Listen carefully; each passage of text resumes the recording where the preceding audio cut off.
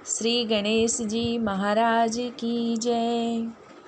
अधिक मास महात्म्य, तृतीय अध्याय। मल मास का वैकुंठ में जाना। सूत जी के श्रीमुख से पावन कथा सुनते हुए ऋषि बोले, हे महाभाग, नर के मित्र नारायण नारद के प्रति जो शुभ वचन बोले वह आप विस्तार पूर्वक हमसे कहें। हे द्विज सत्तमो, नारायण ने नारद के प्रति जो सुंदर वचन कहे वह जैसे मैंने सुने हैं वैसे ही कहता हूँ, आप लोग सुनो।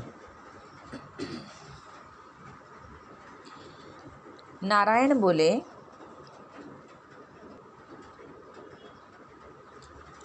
हे नारद, पहले महात्मा श्री कृष्णचंद्र ने राजा युधिष्ठिर से जो कहा था वह मैं कहता हूँ, सुनो।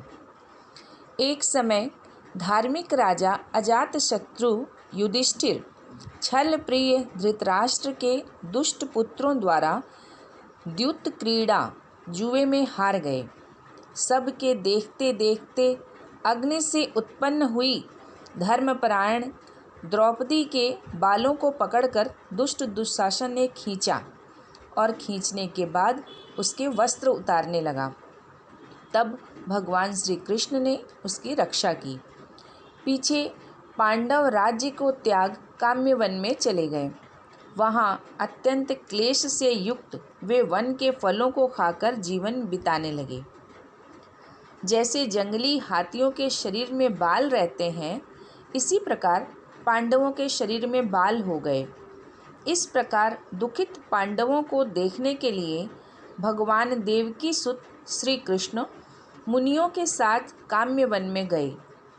उन भगवान को कर मृत शरीर में प्राण आ जाने की तरह युधिष्ठिर, भीमसेन, अर्जुन आदि प्रेम विह्वल होकर सहसा उठ खड़े हुए और बड़ी ही प्रीति से श्री कृष्ण से मिले और भगवान कृष्ण के चरण कमलों में भक्ति से नमस्कार करने लगे।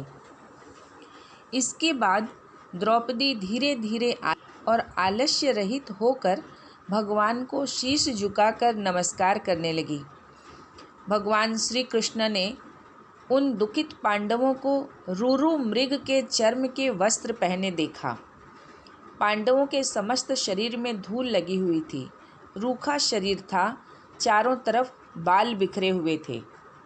उसी प्रकार द्रौपदी को भी दुर्बल शरीर वाली और दुखों से घिरी हुई देखा।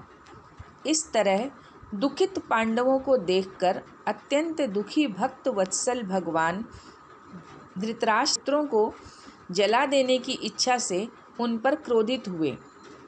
विश्व के आत्मा जो भौं को चढ़ाकर घूर कर देखने से करोड़ों काल के कराल मुख की तरह मुख वाले धधकती हुई प्रलय की अग्नि के समान उठे हुए ओठों को दांत के नीचे जोर से दबाकर तीनों लोकों को जला देने की तरह लग रहे थे। जैसे श्री सीता जी के वियोग से संतप्त भगवान रामचंद्र को रावण पर जैसा क्रोध आया था, उस प्रकार से क्रोधित भगवान को देखकर कांपते हुए अर्जुन श्री कृष्ण को प्रसन्न करने के लिए द्रौपदी, धर्मराज तथा और लोगों से भी अनुमोदित होकर शीघ्र ही हाथ जोड़कर उनकी स्तुति करने लगे। अर्जुन बोले, हे कृष्ण, हे जगन्नाथ, हे जगत के नाथ, हे नाथ, मैं जगत के बाहर नहीं हूँ, आप ही जगत की रक्षा करने वाले हैं। हे प्रभु, क्या मेरी रक्षा आप न करेंगे? जिनके नेत्रों के से ही ब्रह्मा का पतन हो जाता है, उनके क्रोध करने से क्या नहीं हो सकता? यह कौन जानता है कि क्रोध से संसार का पालन प्रलय हो जाता है। संपूर्ण तत्व को जानने वाले के कारण वेद और वेदांग के बीज के चित्त आप साक्षात श्री कृष्ण हैं। मैं आपकी वंदना करता हूँ। आप ईश्वर हैं। इस चराचरतात्मक संसार को आपने उत्पन्न किया है। सर्व मंगल के मंगल हैं और सनातन के भी बीज रूप हैं। इसलिए एक जने के अपराध से आपके बनाए समस्त विश्व का आप नाश कैसे करेंगे? कौन भला ऐसा होगा कि मच्छरों को जलाने के लिए अपने घर को जला देता हो। दूसरों की वीरता को मर्दन करने वाले अर्जुन ने भगवान से इस प्रकार निवेदन कर प्रणाम किया। इसके बाद सूत जी ने कहा, अर्जुन की ये बातें सुनकर श्री कृष्ण जी ने अपने क्रोध को शांत किया और स्वयं भी चंद्रमा की तरह शांत हो गए। इस प्रकार भगवान को शांत देखकर पांडव भय से मुक्त होकर प्रेम से प्रसन्न मुख और प्रेम विवल हुए। सभी ने भगवान को प्रणाम किया और जंगली कंद, मूल, फल आदि से उनकी पूजा की। फिर श्री नारायण बोले, तब शरण में जाने योग्य भक्तों के ऊपर कृपा करने वाले श्री कृष्ण को प्रसन्न जान विशेष प्रेम से भरे हुए नम्र अर्जुन ने उन्हें बारंबार नमस्कार किया और जो प्रश्न आपने हमें किया है वही प्रश्न उन्होंने श्री कृष्ण से किया। इस प्रकार अर्जुन का प्रश्न सुनकर क्षण मात्र मन से सोचकर अपने सुहार्द्र पांडवों को और व्रत को धारण की हुई द्रौपदी को आश्वासन देते हुए वक्ताओं में श्रेष्ठ श्री कृष्ण पांडवों से हितकर वचन बोले। श्री कृष्ण बोले, हे राजन, हे महाभाग, हे विभव, अब मेरे वचन सुनो। आपने यह प्रश्न अपूर्व किया है। आपको उत्तर देने में मुझे उत्साह हो रहा है। इस प्रश्न का उत्तर गुप्त से गुप्त है, ऋषियों को भी नहीं विदित है। फिर भी हे अर्जुन, मित्र के नाते अथवा तुम हमारे भक्त हो, इस कारण से हम कहते हैं। हे सुब्रत, वह जो उत्तर है वह अति उग्र है, अतः क्रम से सुनो। चैत्र आदि जो 12 मास, निमेष, महीने के दोनों पक्ष, घड़ियाँ, प्रहर, त्रिप्रहर, 6 ऋतुएं, मुहूर्त दक्षिणायन और उत्तरायण, वर्ष, चारों युग, इसी प्रकार परार्ध तक जो काल है, यह सब और नदी, समुद्र, तालाब, कुएं, बावली, गढ़ैयाँ, स्त्रोत्र, लता, औषधियों, वृक्ष, बाँस आदि पेड़, वन की औषधियाँ, नगर, गांव, पर्वत, पुरियाँ, यह सब मूर्ति वाले हैं और अपने गुणों से पूजे जाते हैं। इसमें ऐसा कोई अपूर्व व्यक्ति नहीं है जो अपने अधिष्ठाता देवता के बिना रहता हो। अपने अपने अधिकार में पूजे जाने वाले यह सभी फल को देने वाले हैं।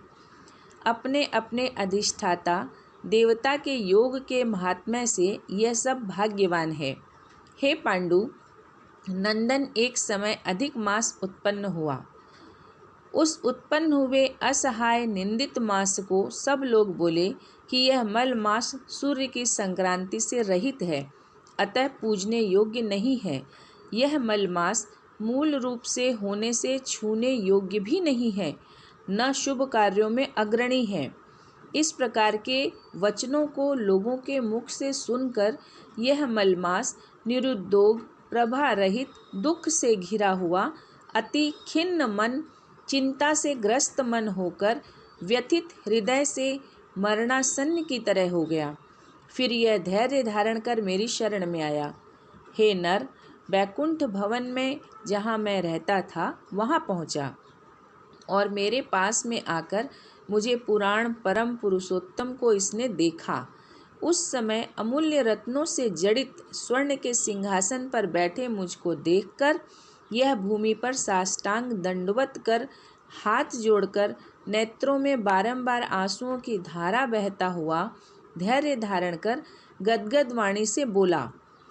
इतना कहकर सूत जी बोले, इतनी कथा कहकर भगवान नारायण चुप हो गए। इस प्रकार नारायण के मुख से कथा सुन भक्तों के ऊपर दया करने वाले नारद मुनि पुनः भगवान नारायण को बोले। नारद जी बोले, हे प्रभु, इस प्रकार अपनी पूर्ण कला से विराजमान भगवान विष्णु के निर्मल भवन में जाकर भक्ति द्वारा मिलने वाले, जगत के पापों को दूर करने वाले, योगियों को भी शीघ्र न मिलने वाले, जगत को अभय दान प्रदान करने वाले ब्रह्म रूप मुकुंद जहाँ पर थे उनके चरण कमलों की शरण में आया हुआ अधिक मास इसके बाद क्या बोला। इति श्री बृहन्नारदीय पुराणे पुरुषोत्तम मासे अधिक मासे वैकुंठ पदार्पण नाम तृतीय अध्याय संपूर्ण।